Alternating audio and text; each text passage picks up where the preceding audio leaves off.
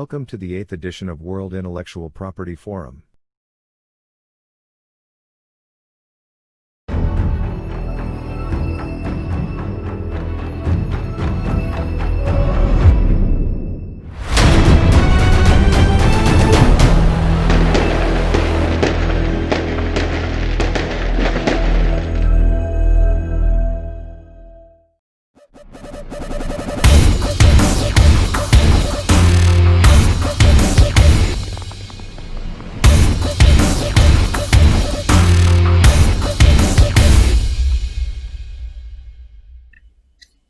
Thank you, Naveen, for hosting World IP Forum 2020.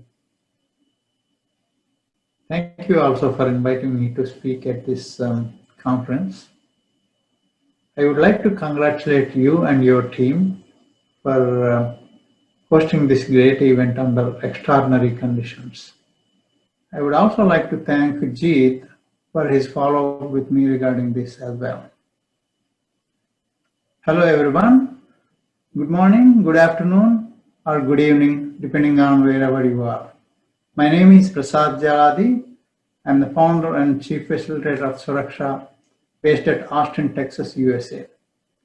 Suraksha offers mentoring, training programs, and software for promoting sustainable innovation. We also offer training programs to attorneys, law firms to bring them up to the speed on the sustainable business management, IP aspects of it, and also on sustainability, circularity, CSR, ESG, and other aspects of sustainable business management. I would like to speak today on innovation for sustainable planning. This is very important and very timely, depending on the situation that we are in now,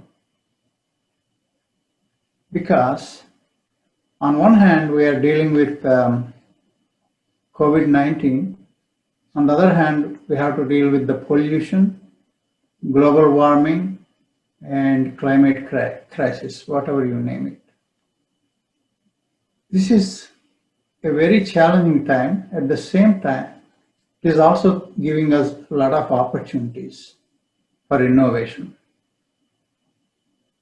Let's dive in and discuss what are all at stake and how we can handle this situation to be more innovative and come with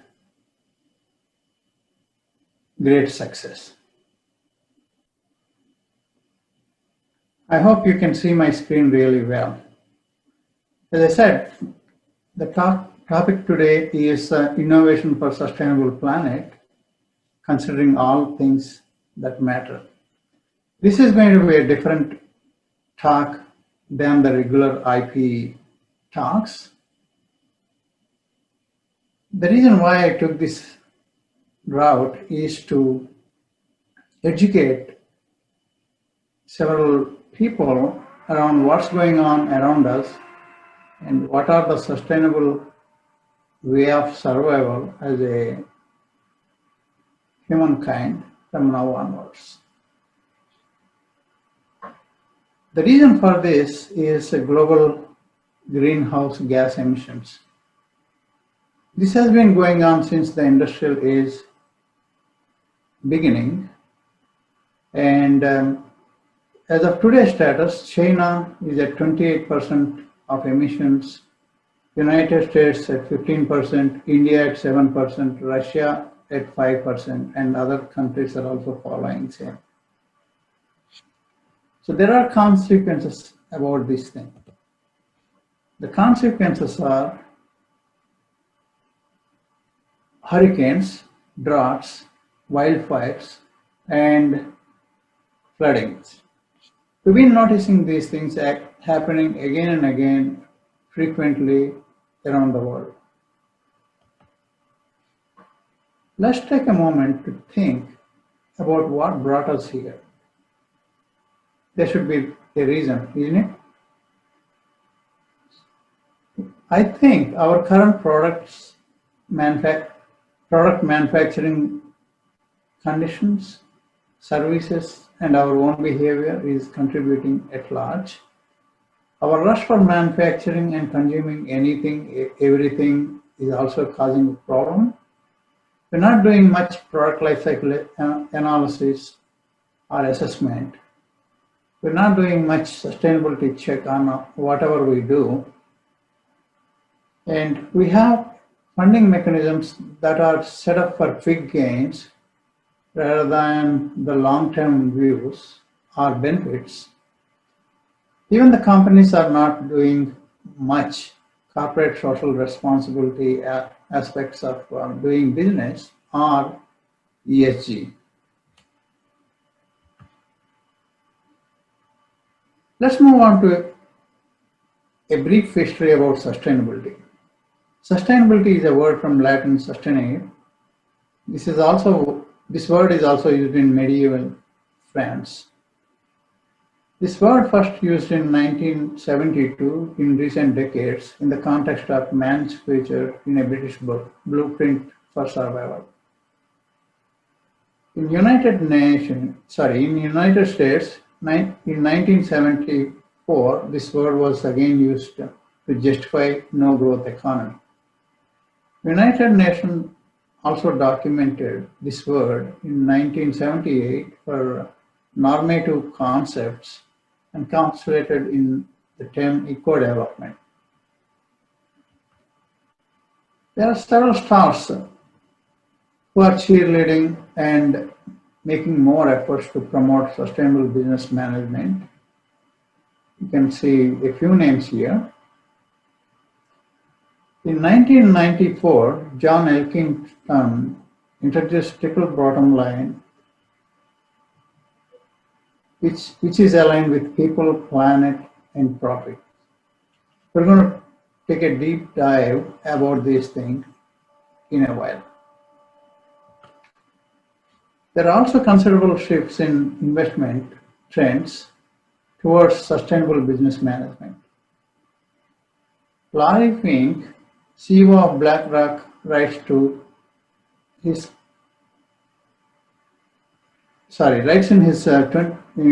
2020 letter early this year to executives of companies about a fundamental reshaping of financing. BlackRock, by the way, is an American global investment management corporation based in New York City. It has 7.4 trillion in assets under its management. Apart from that, United Nations also promoting sustainable goals. They're all designated as sustainable development goals to promote sustainability. They have 17 goals that would cut through several aspects of people, industry, climate, and partnerships, responsible consumption, etc. There are a lot of opportunities that are cropping up on new innovation ideas and also creating a lot of opportunities for intellectual property. A few examples are innovation on net zero emissions, innovation for conservation, innovation on renewables, innovation for non-polluting green transportation, innovation for circular economy, etc. The sustainability and IP has a long way to go.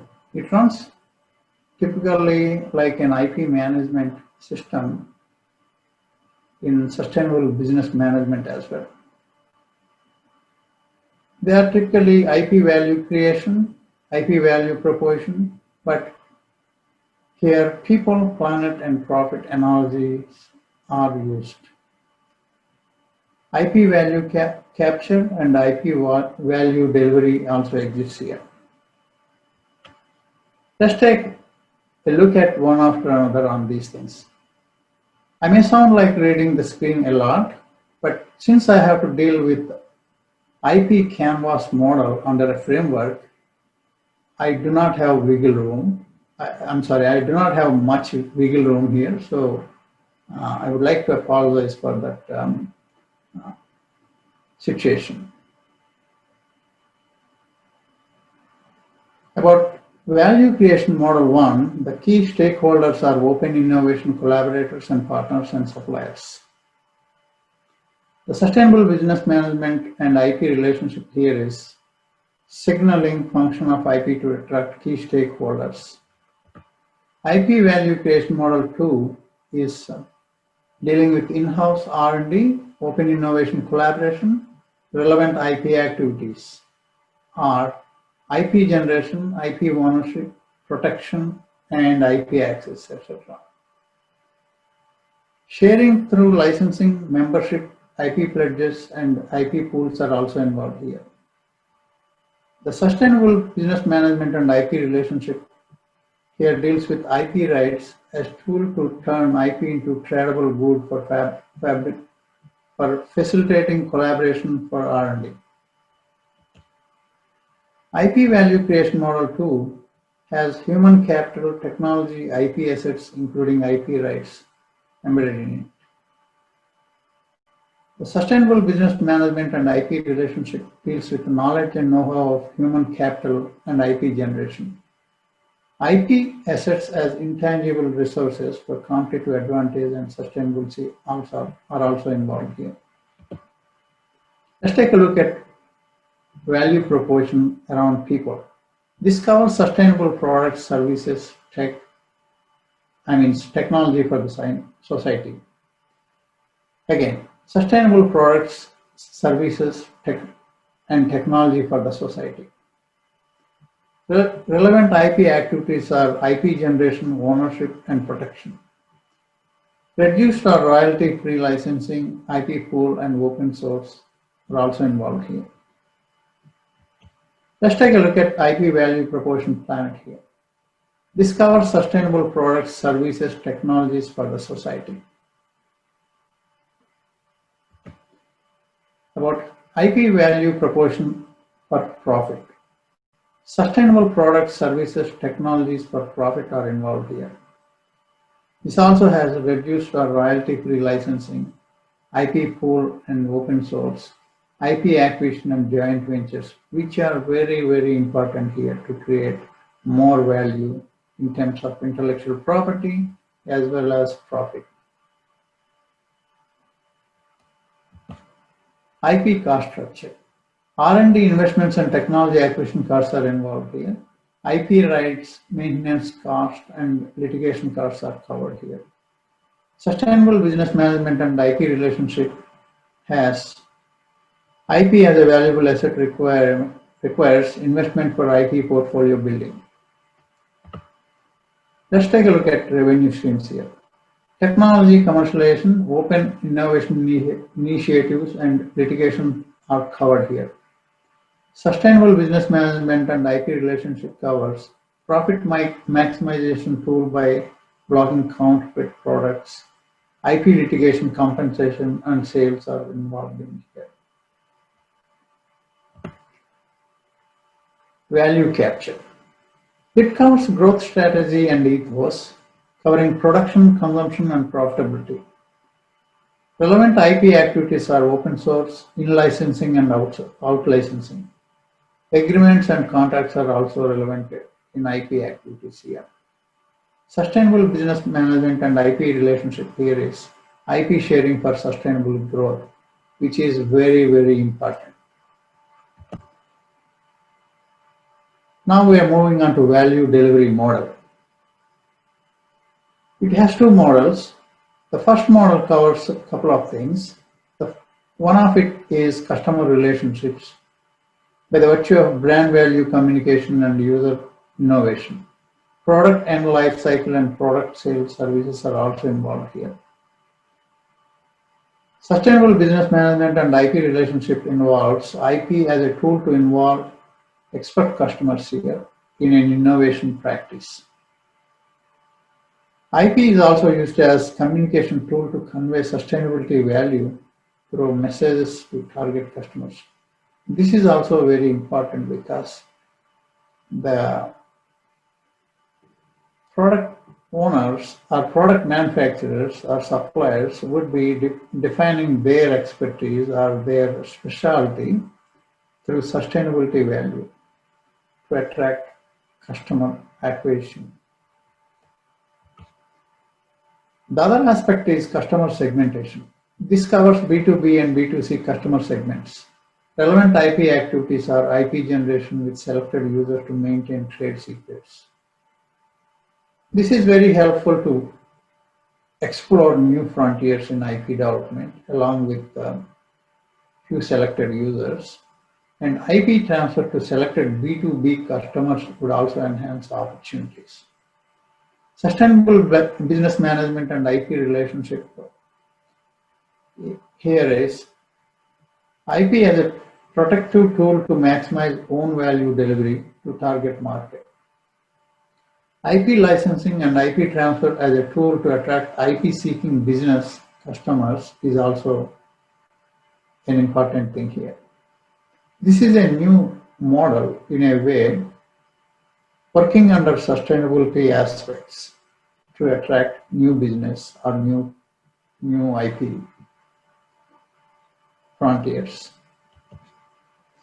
Value delivery model 2 involves channels, point of sale, online platform, open innovation platforms, etc. This has a long list of sustainable business management and IP relationships.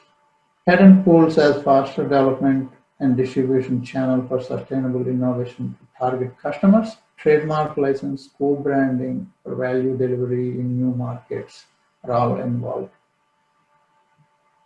Typical domain names, open access and reuse of online platforms for sustainable value delivery is also taken care of here. Sustainable business management also helps pandemic recovery. Strong and new green economy ideas are very effective strategy models. Weak and loosening of environmental regulations would have a prolonged health crisis, widespread recession, and high unemployment risks. This shows the strength of sustainability strategy as well. The stronger the green economy is, the quicker and the stronger the recovery would be.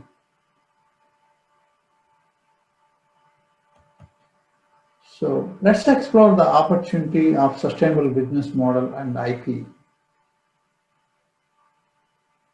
We can create more IP by examining full environmental impact and also being very innovative to avoid emissions so that we can create green technologies and benefit the communities or the world at large.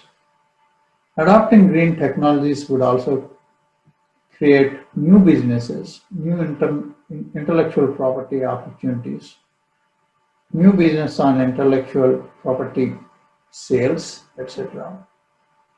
When we consider cradle to grave or cradle to cradle methods, it would also give new ideas across multiple industries, coming up with the new ideas and creating more IP wealth.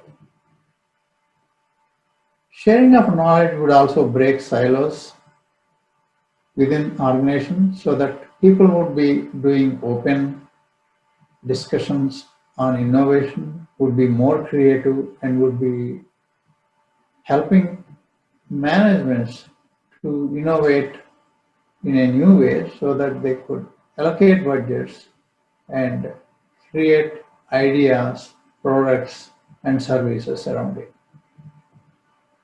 More corporate responsibility would also help companies to be creative with a sustainability focus. Opportunity across multiple industries would eventually open up. I would say enormous opportunities in energy, transportation, textile industry, fashion industry, plastics industry, healthcare, travel, and education would prop up. This is a huge opportunity in terms of innovation, IP creation, and business as well. IP attorneys and law firms, individuals, entrepreneurs, small medium entities, and large corporations has a major role to play. I believe IP attorneys would have a great opportunity in this sustainable business model area where they can be helping many entrepreneurs, corporations, and small medium enterprises to guide, nurture, and help them to create new ways of creating products, taking care of environment at large. All in all, it's a great opportunity in our lifetime. Let's do it. Feel free to contact me if you have any questions. I'll be glad to explain as much as possible. I would also like to thank the World IP Forum team again for their bravery to do this under these difficult situations. And I would personally again would like to thank Naveen and Jeet for their invitation to me to speak on this occasion.